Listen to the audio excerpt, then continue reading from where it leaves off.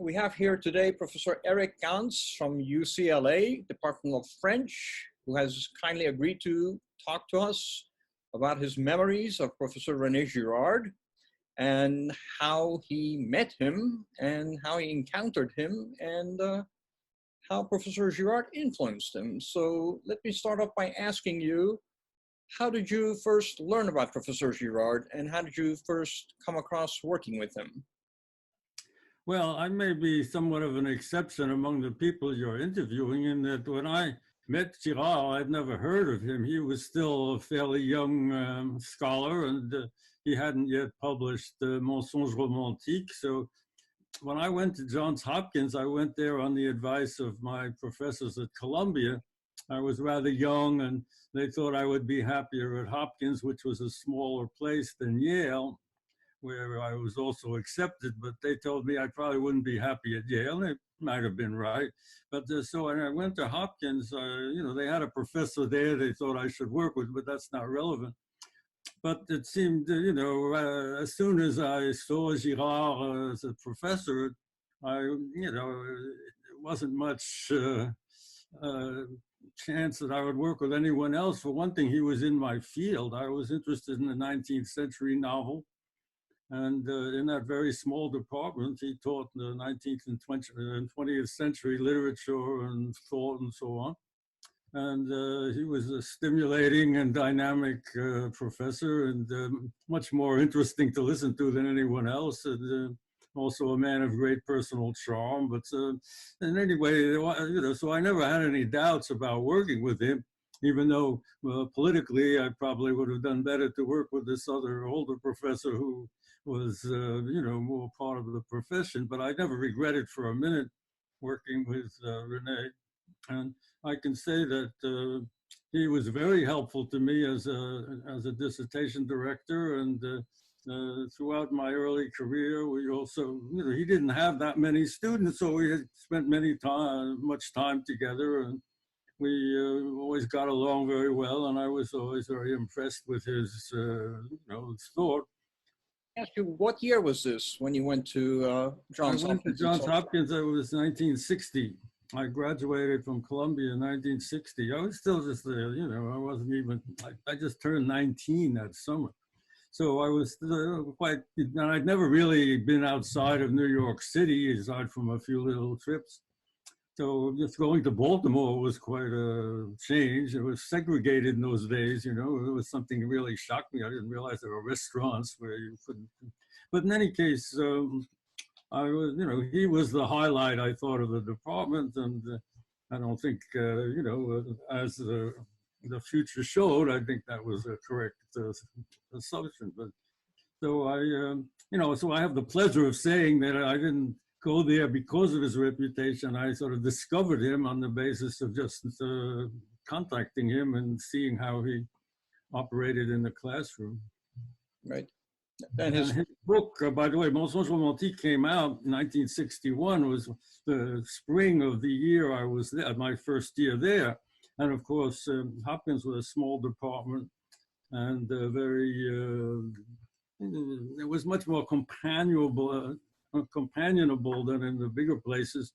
And the students and professors often discussed things. So when his book came out, people would talk about it and we had, you know, meetings and so on. It was very informal. So, you know, it was it made this sort of a sensation because it was obviously a very interesting book. But in my own relationship with him, that book was not that influential. When I wrote my dissertation, I mean, I was obviously somewhat influenced by it, but my thinking was really began to be influenced by Girard after I read his second major book, which was Violence and the Sacred, or La Violence et le Sacré, because there I saw how he developed his theory of desire into an anthropology. And, you know, it was that book formed the main source of my whole theory of generative anthropology, although, you know, there are obviously some differences. In other words, the basic idea that violence is the source of the human because the human has to contain its own violence, I think that's really a very simple idea, which in a way all religions support, and yet no anthropologist had ever quite put it in those terms. So let me track a little bit. So what did you write your dissertation on? I wrote my dissertation on the early works of Gustave Flaubert. I had originally had this, ambition. I was going to write about Flaubert's entire career, but I started at the beginning, and when I got the first couple of years of these early works, you may not be familiar with them, although now they're available online.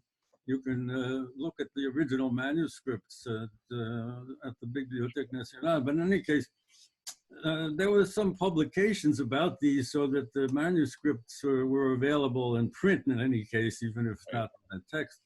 And they were very interesting works because he wrote these things when he was about 14, 15, and they're very romantic. So you can see the process of his overcoming of the romantic attitude, which was so central to his whole philosophy of art and so on. And it was quite enlightening. But anyway, it was later published. I called it The Discovery of Illusion.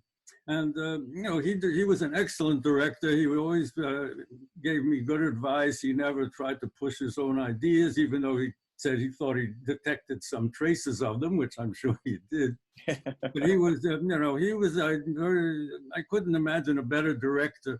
And I was living, of course, I wasn't living in Baltimore. We had to do everything by, sending mail and actually using pieces of paper. But it was, he made the thing as easy as possible. And then when I went back to Hopkins for my defense, because in those days they had a thesis defense, it was a very friendly meeting, and I remember Lucien Goldman, the Marxist theorist, was present there at the time as a guest of the department and so on. So it was but he was always, I say, very friendly and helpful throughout the early part of my career. Do you remember any piece of advice he gave you while you were writing your dissertation? Well, he at one point he said that I was writing like a dandy, that I was keeping my ideas to myself, that I should write a clearer and more, I should avoid the sort of préciosité that certain, especially in those days, was quite common. But, and I always took that seriously, and I also recognized that in his own writing, unlike some of these other thinkers, some of whom are, I think, of great value, but nevertheless, there's this sort of, snobbery about not being too clear, and that a lot of people appreciated, because then you could quote them and you say, what does that mean? Someone like Lacan is probably the most extreme case. Well, but even Derrida, certainly, despite, I think, what I consider as a great thinker, despite that, he certainly gave into that, and I thought basically regrettably, because Girard always said what he meant, whereas he wanted me to be explicit, and I think I took his ideas to heart. I try to write clearly. At Johns Hopkins, then, when the big symposium took place, the symposium of... no, I wasn't, actually. It's an interesting coincidence. I got my PhD that year, 1966, but I didn't really know. I was living in in New York State. I was teaching, and I was completely out of touch with Hopkins in those days, and I really had almost no knowledge of that famous colloquium, which I really learned about afterwards, and Girard never talked to me about it. I'm not even sure what time of the year it took place, but in any case, I just went down there for my defense and then came back. But I see. I learned, I'd say I learned later.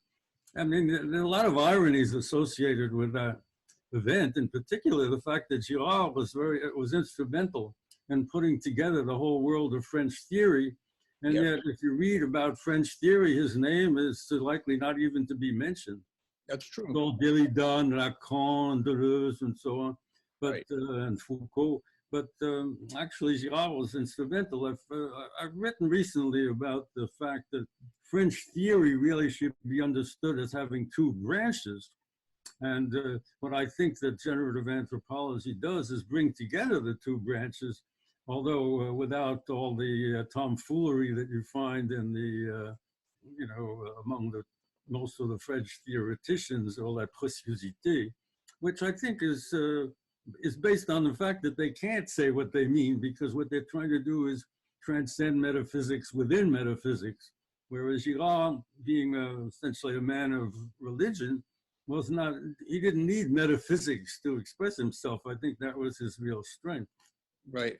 So what exactly are the two branches of literary theory that you're talking about? One is metaphysics and the other one is anthropology? Is that what you're referring to? One is the attempt to get beyond metaphysics. In other words, it's sort of paradoxical, anti-metaphysical metaphysics that I think Girard, that I think Derrida embodies most clearly and most importantly. That the whole idea of what he calls deferral and so on, sure. Or la différence, the idea that the metaphysical, which is based on, well, I mean, I have a whole theory of this, but basically the simplest way of understanding metaphysics is to understand that it takes language for granted. It's like the way, let's say, mathematicians talk, as though the numbers are all the way up, always out there waiting for someone to discover them. The mathematicians are very annoyed if you tell them that, this is really a human invention, There weren't any numbers when the Earth began to circulate around the sun, but they get very upset.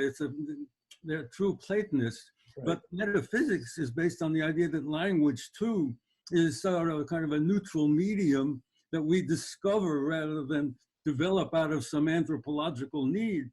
And this obsession with the idea of language as a sort of neutral background for things has really perverted the whole study of the origin of language.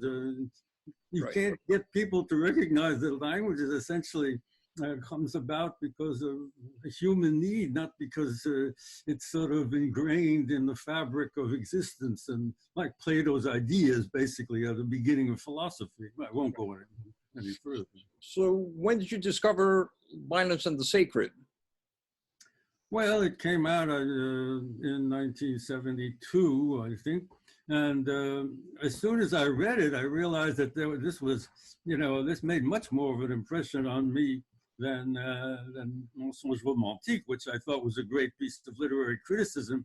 And I also, I found the study of desire fascinating, but it didn't, I realized that what he had done is taken the triangle of Mensonges Romantiques and expanded it to a circle. In other words, if everybody is mediated by everybody else, you have a circle around the center. And that is how, of course, every ritual and, in fact, every human act that takes place, there's always a kind of a scene. And the scenicity of the scene is based on a kind of mutual mediation among the people and around the periphery. But so I didn't recognize all that right away, but I could see that this was a real attempt to understand the human in a much more, I thought, more satisfying way or more profound than anybody had done before. That's I considered that Girard was the true successor to Durkheim, and that Durkheim understood that religion was a kind of an incarnation of the human community. But he didn't have a concrete scenario for this, whereas Girard had a scenario. And of course, as you probably know, if you're familiar at all with my work, Girard never accepted my version of the scenario, but he wasn't somebody who was too open to other people's ideas. But the source of that was nevertheless in his idea about the emissary murder, even if I say I even was able to make use of that in my first book on the subject and the doctrine of language in 1981. But since then, I realized that's not really the way we should understand the originary scene. But in any case, but the basic idea is still really something that I got from Girard, that we have to understand that language is child of necessity. It's not just something that we invent because we got so smart and we can't help talking. The way most anthropologists, that's the way they write about it. Right. We were getting so intelligent, we just had to communicate our ideas. What did you think of the second book? I mean, third book, Things Hidden Since the Foundation of the World? Well, Les Choses Cachées, well, I mean, I didn't have as much influence on me, but I found it very enlightening about his theories of religion. And I have always been impressed by the way he tried to integrate Christianity and Judaism without, and yet show that Christianity can only transcend Judaism by becoming a kind of post-religion, which in his own reasoning leads to a kind of a tragic ending because it loses the power of religion to prevent violence, and that we have to take the responsibility ourselves and so on. Well, I mean, I'm not sure that I have the, I can deal with this sort of prophetic aspect that Girard was. He was something of a prophet, as I'm sure you know, but I'm not. I used to like to say that Girard and I have a lot in common because he's a prophet and I'm a lost. But in any case, he's a prophet and you're a what? Sorry? Lost. Oh, okay. No, it's fun. But no, but seriously, I was very impressed by it. I was sorry that he had to write it. I recognized why he didn't want to write it. He was always very careful, very strategic, and although Mensonges Romantiques is full of kind of a Christian sensibility, and it ends on a quote from Alyosha and so on, nevertheless, it doesn't present itself as a Christian book. And in La Violence et le Sacré, he's extremely careful, and I think he even says so later on, that he didn't want to mention anything about the Judeo-Christian. Yes. And which, I can understand that, but I mean, it's something I would never have thought to do, Girard thought in those terms.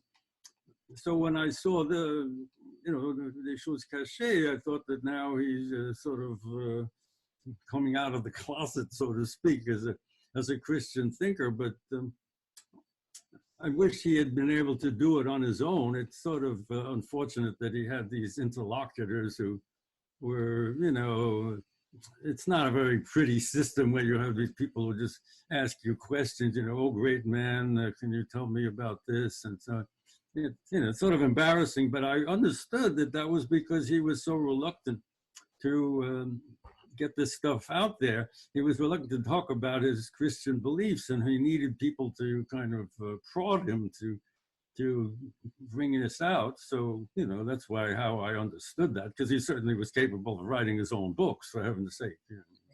Don't you think he needed Jean-Michel Hougourlian to develop the interdividual psychology part of the book? No, I think that Hougourlian, who's still around, of course, was played an important role. That's true. He felt the need for somebody with some psychoanalytic background, and because Girard was always very impatient about other theorists. Yeah. Like, I remember toward the end of his life, he made some comment that, I've never really understood Lacan or something like that. Although he was actually the one who recommended I read Lacan when I was at Hopkins. I remember that because I got a copy of Lacan's Écrits. Right. But, and I guess Lacan had been at that conference, although I imagine he told me that before the conference. I can't remember now. It's a long time ago. Yeah, I think that's probably true. I'm not sure about the contribution of Guy Lefort, but in any case, I don't want to say Hougourlian didn't contribute at all to the book, but let's face it, it was basically, he had originally wanted to have all three names on the cover, and then apparently the publisher told him, you are the one that we want to highlight. So, it's a sort of, no, I don't blame him for this, but I just find it curious that he, as I say, a man who was so capable of writing his own books, he felt the need for this. I'm not sure, though, that Hougourlian was the key to answering that question, though. I think it was because he felt a bit, in those days, the idea of coming out as a Christian was sort of he felt that it was give him a kind of an identity that he didn't quite want to assume. He didn't want to be known as a Christian thinker, which I can understand, because I think his revolutionary aspect is that he made Christianity, or he saw the anthropological content of religion in general, and in particular of Christianity. Right. From all of his books, I would imagine you've read his books, and from all of his books, which book do you like the most? If I can ask you that question. Well, I mean, I think that La Violence et le Sacré, although it's sort of, sort of one-dimensional, I think it's his most important book because it does present an outline of his anthropology.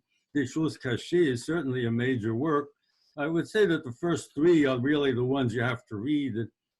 And of course, if you like his Clausewitz book, which is the last that he wrote with Benoît Chantre, it's very different from the others, but it also shows what a mastery of history he had. He was originally a student of history, and he really knew his European history. He had a very deep knowledge of historical phenomena in a sense that very few literature professors have. And you can see that in his Clausewitz book, called Achevé Clausewitz, or what do they call it in English? Battling to the End. Yeah, right. Right. Well, what was your personal opinion of that book? Well, I thought it was, it was sort of in his apocalyptic vein, but perhaps, but not certainly relevant to understanding the 20th century. He saw Clausewitz as being a kind of prophet of the total war, which hadn't really taken place in Clausewitz's day. And then I think at the end of the book is essentially an attempt to find some sort of post-war synthesis. And I'm not sure there's even, I only read that book once and it's been a while, but I was quite impressed by it, if only showing a totally different side of Girard's intellectual personality. Right. But I would say that of the three books, and of course you have his Dostoevsky book, which I read with great pleasure back in the early days. But it's much more thorough treatment of Dostoevsky than the Mensonge Romantique. But I would say that those three books really sum up the essence of his thought. And his other books like The Scapegoat and so on. I mean, I read them, but I don't think they add much to his overall intellectual contribution. I think that you can really appreciate Girard after just reading those first three major works. Right. Did you ever teach Girard at UCLA? Oh yes, I mean, I used to teach courses. Well, the whole idea of generative anthropology. But I taught a course on Girard and Derrida, and I talked about Girard a great deal at UCLA in seminars. I don't think I ever had a seminar just on Girard, but I certainly made him the focal point of my course on Girard and Derrida. And then when I started giving a seminar on generative anthropology, I would always, maybe begin with Durkheim or something, but basically I always saw Girard as the beginning of this. And then you could call him the grandfather or whatever, but I mean, he was, he's definitely the major source of generative anthropology. So we read, we would probably read La Violence et le Sacré and so on, and talk about the importance of his, of his theory that preventing violence is the key to the human, basically. That humans are too violent to be able to keep the peace using animal means, that we needed to develop language and religion and so on, because the mimesis became too strong to be able to keep control of without basically a sign system and without the notion of deferral, which of course is is Derrida's point, which I think, well, he never accepted that, but I mean, I think it's a very positive addition to his theory, but he wasn't open to that kind of, you know, he wouldn't want to see this as somehow an advance over his theory. But I would say though that without Girard, I would almost certainly not have developed the kind of thinking that I have, because it was really his idea that it's a simple idea, right? It's like almost a one-liner: necessity is the mother of invention. But no one ever applied that to language. They always think of language as a kind of bonus, you know. Right. So right now you're doing anthropoetics. So can you tell me a little bit more about anthropoetics? Well, the story, you know, at UCLA, over the years, when I wrote the Origin of Language, I was still fairly early in my career. Well, not that early, but I had a student there who took one of my seminars where I talked about Girard and a few other things, and he encouraged me to give some seminars on this theory. So I believe it was in 1987 that I started giving these seminars on generative anthropology. That was, and we, in 1990, we held a little colloquium of the students who had been in several of these seminars. A few of them came from Irvine, by the way. They would drive up there. It's about, 50, well, it's about 50 miles. And so I had a number of students at Irvine who would come to these seminars. And so we formed a little group. And in 1994, the MLA had a second, we applied to have a special session of the MLA for our group. And we had basically 4 speakers. And as a result of this, because the internet was sort of getting started then, and I was always something of a computer buff, I thought it would be an interesting idea to start an e-journal. And it started in 1995, which is when you started studying at Stanford, I guess. And we've never missed an issue, although I may have to miss one this year because of all the, But so in 1995, we started this, and I also started writing my chronicles, which later people started calling blogs, even though the word blog didn't really exist in 1995. But, like these sort of quasi-weekly chronicles, I'm up to number 670 at the moment. And then in 2007, Andrew Bartlett, who teaches in Vancouver, he had a little group of Western Canadians who were interested in this, including, I think, the son of Cesario Bandera, whom I'm sure you're familiar with. Sure. But he was teaching up there somewhere, working up there somewhere. So they put together this little group, and this led Andrew to decide to put together a conference. And so in 2007, we had our first generative anthropology conference. And, at first it was a one-off thing, but it seemed to be kind of useful for the group.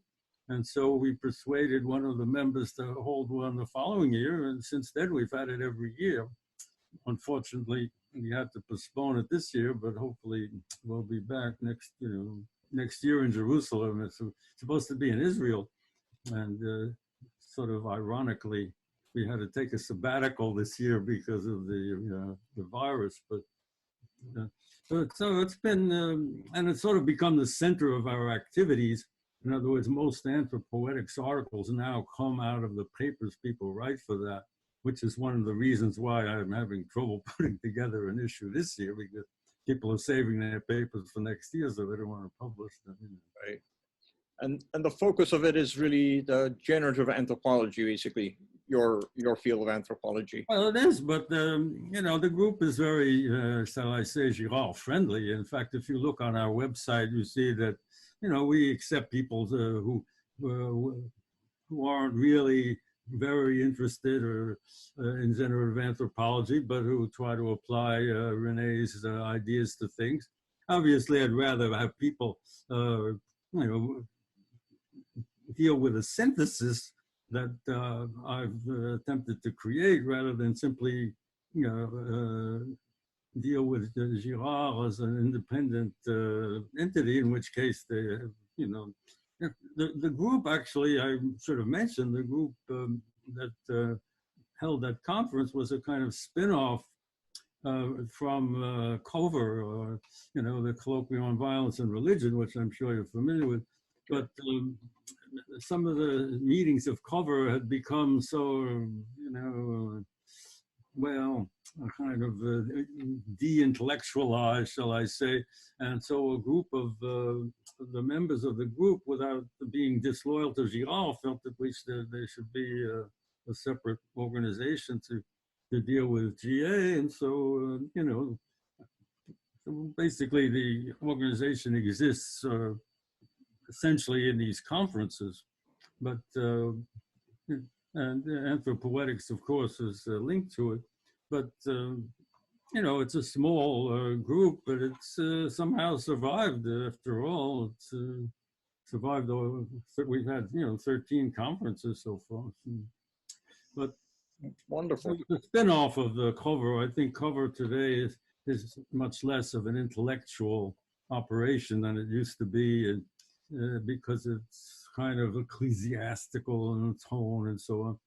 And so, I had my ups and downs with COVER. I was the first member, I was the first lifetime member of the COVER's governing board, but you wouldn't know it to see how they deal with my ideas. In fact, when René was around, they used to invite me to speak at COVER regularly. Sure.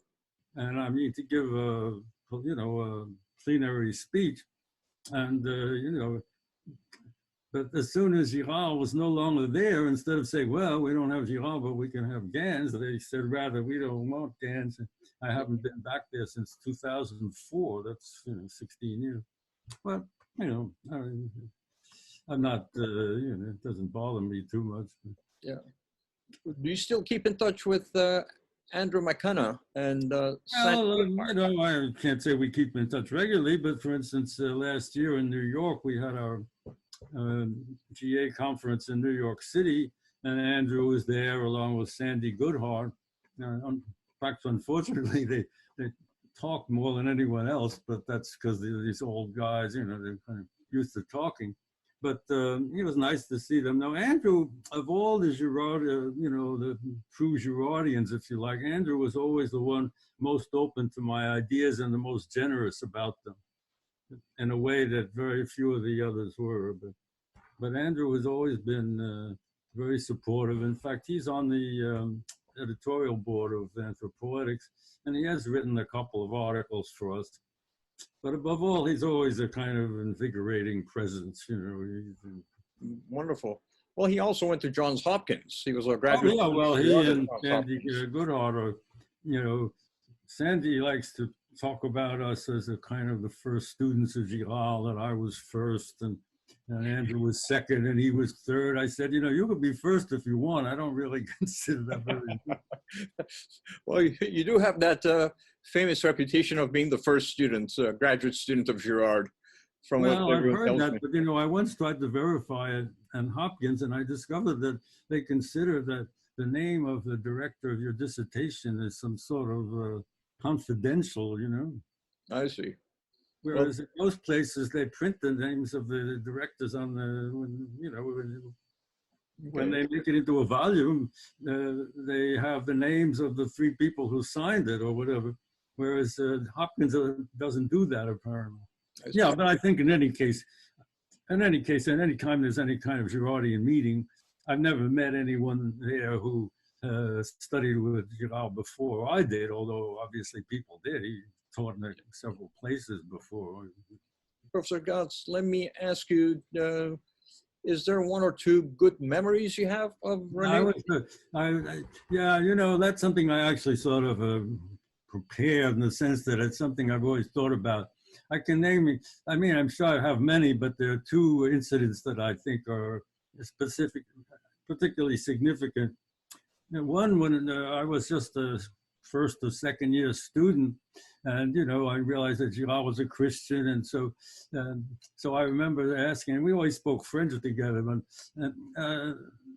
So, you know, I remember asking him, you know, well, how can, you know, I can understand that Jesus is a kind of exemplary figure, but how can you say that he's the Son of God? and Girard, well, do you know what Girard answered to me? He said, "Nous sommes tous fils de Dieu. We're all the sons of God." That really impressed me because, after all, coming from a Christian, that's a strong statement. It's not just saying we're sort of vague. In other words, it sort of straddles the fence between a purely humanistic view of Christianity and the divine view. And I think that was really his mentality. But it was also, you know, a very warm kind of thing for him to say to me, as though, you know, well, don't feel left out. You know, you're a son of God too.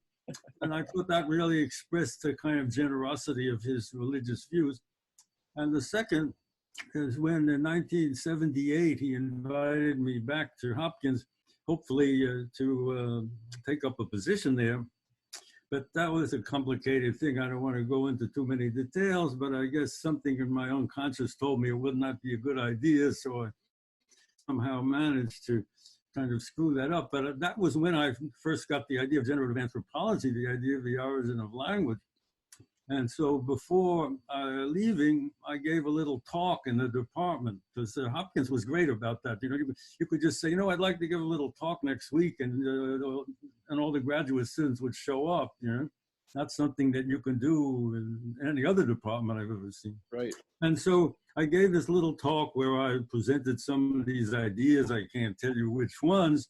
And at the end of the talk, Girard said to me, you know, sometimes a little thing like this that doesn't seem important can be the basis for a whole new way of thinking, or something like that. He was very encouraging. And I thought that was a very, very warm thing to say, especially since I hadn't really performed very well at Hopkins. But he could see that there was something important there. And I thought, you know, it was a part of the kind of basic generosity that he had that allowed me to always feel a sense of warmth toward him, even if he wasn't too interested in my, you know, in my ideas. But he also encouraged. He could see that, you know, the sense of personal encouragement. So Why do you say he was not very interested in your ideas? I don't understand why you say that. Well, he wasn't. I mean, you know, the one time he actually said something about my thought, which was in that book that, I don't remember the title, but it was just put together by the Brazilian fellow, Cesar, somebody or other. And, you know, the guy asked him, well, what do you think about Gans's idea? And he says, basically, Eric is very smart and he's done some good work, but I don't think he really understands the mimetic theory. So, you know, but I figured he was an old man by that time. And so I didn't, when I wrote a recent article I wrote in the Polish journal about Girard, you know, I put in a footnote that I didn't want to discuss that because it didn't seem, you know, a polemic with somebody who is no longer around, but above all, that it wasn't really faithful to his, to the essence of his mentality, which was much more generous. That here he was just sort of talking off the top of his head. But I mean, it's true that Girard was not the sort of person who, you know, really would sit down and study my idea and say, hey, yeah, this is, you know, this is an improvement over what I said. You know, I mean, he wasn't that. You have to accept him for what he was. He was a kind of a, you know, charismatic figure, and he had faith in himself, and he couldn't get out of himself, but that wasn't really necessary. I mean, he was certainly a major figure, and as I say, without him, I can't imagine having come up with these ideas. So Sure. I will always be grateful to Girard, and I always think of him as, in a way, the founder of generative anthropology, and is, or at least one of the roots, the chief source. Because Derrida's ideas are important, but Derrida by himself doesn't really give you a notion of anthropology. Right. You still kind of get out of metaphysics through metaphysics. which leads to nice paradoxes, but it doesn't tell you, where does language come from? Right. Professor Gans, one question I want to ask you. I did my undergraduates at Cornell University, and when I was graduating, Cornell was the bastion of the deconstructionists, and actually Derrida came to Cornell and gave a lecture. Jonathan Culler teaching there. Jonathan Culler was there, exactly, and absolutely. So Cynthia Chase was there, the whole deconstructionist. John Klein was there. Richard Klein was there. He was my dissertation thesis advisor at Cornell. And I met with Derrida, and he was very friendly, and I had him sign my book, and he signed it for Barak in friendship, and everything was beautiful and everything. But when I discovered Girard, and I read Things Hidden Since the Foundation of the World and his books, I realized Girard's thought is such a huge universe, such a vast, huge universe, that Derrida's deconstruction and thought is nothing but a single drop compared to Girard's universe. It's nothing compared to Girard's universe and thought. So what do you make of that? I mean, Well, I think that, I wouldn't go that far. As I say, first of all, I have no grief for the deconstructionists.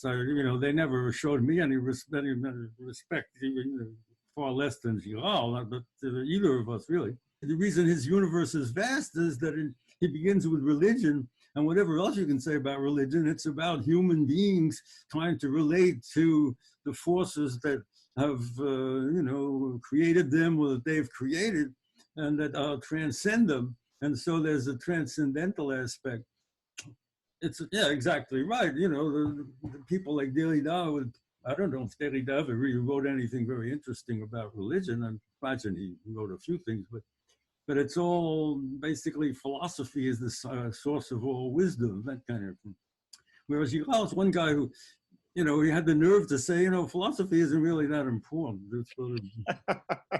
And I've always been more philosophy oriented than he, but I recognize the importance of that. You can't take philosophy too seriously.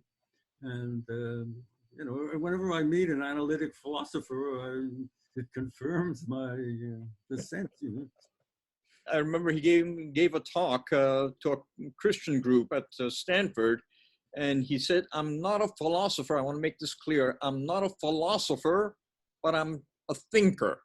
So he wanted to make that clear, that he's not a philosopher, that he's a thinker. So that was very, very grand of him to make that clarification and consider himself a thinker, and that's what he was. And he was very impatient with philosophy, and I think that has always stood me in good stead. If can't think of a special sentence or moment, but if I learned, that's something I learned from René, not to take philosophy too seriously. Playing with words doesn't solve all problems. And he was always very skeptical of that kind of stuff. Right. Right. Whereas most intellectuals, you talk about Plato and Aristotle. Yeah. Let me ask you a question. Is there a particular book of yours that you wrote that's particularly Girardian? Well, actually, they're putting together this fellow Jürgen Jürgensen. I don't know if the name mean anything to you. But, well, he's a member of Cover and so on. He's Danish, and I know I met him some years ago. He's not a young man, but in any case, he decided, I don't know exactly why, but he decided to put together two collections of my works, and the first one is called René et moi. And it includes texts where I talk about Girard, and I try to develop Girard's ideas, and it's a rather interesting selection. Some of them from my chronicles, but also a few others that I published, and also this very recent article that I published about Girard and the deferral of violence, which came out in this Polish journal. I don't remember the title, it just came out last year. But that's for... So that certainly kind of will give you an idea of my writings about Girard better than anything I could do, because he brings together these different works. So I've never like written a book about Girard. But in the old days, I did write articles about him, sort of presenting his ideas in some way. You know, like back in even in the 70s, I wrote some articles in French, that were published in French journals where I talked about Girard's ideas. So, you know, even before I developed my own theory, so I have had some role in that. You know, essentially, I don't feel that we should think about these things in personal terms. You know, it's ideas are ideas, and whatever an idea can do is helping the human race discover itself. You know, sort of promoting one person and so on. And I think that's basically how Girard looked at it too. Even though he, like all of us, he had his personal vanity, but you know, who doesn't? Right. And could I ask you one last question? You can ask me anything. Well, I have you here. If you were to summarize Girard's theory, what do you think would be the key concepts? I would say it goes with mimetic desire, then would be contagion, then would be scapegoating, and then would be sacrifice. Did I leave anything out? Well, certainly mimetic desire is the key, but not just mimetic desire, but I mean what mimetic desire means and what are its consequences, and in particular the notion of violence. I mean, after all, violence and the sacred, you know. And now I don't think violence is the sacred, which Girard sometimes sounds as though he sort of means, but nevertheless, the sacred is about transcending violence, and Girard certainly understood that. But otherwise, well, I think that he made perhaps too much of the notion of sacrifice. I've pointed this out because he was a Christian and he thought of Jesus as the kind of the exemplar, and therefore, but I think he errs in sort of retrofitting Jesus into the origin. I don't think that the originary scene, as he describes it, with a central scapegoat figure, it doesn't seem to me it corresponds very well to what we know about primitive man. And you just have to look at those cave paintings. There's not a single cave painting that shows a human being being sacrificed. Now, you can say, well, we couldn't, it was a taboo and so on. But I mean, it makes much more sense to see a bunch of hunters standing around a bull or a water buffalo, because that's sort of the way human beings got their food. And so I think that human sacrifice, and I think you could say this about the Binding of Isaac too, the Binding of Isaac, where they have a human sacrifice which is replaced by an animal. Well, that's not really a very good piece of history. That's a sort of retroactive. Clearly, animal sacrifice preceded human sacrifice. You could have murders, and God knows there are plenty of murders, but when it comes to sacrificing an animal, which gives everyone something to eat, is much more important. So, as I say, I don't want to get into a polemic about this, but so I think that the key to Girard's idea is, first of all, that religion is really closer to anthropological truth and philosophy, and in particular Judeo-Christian religion.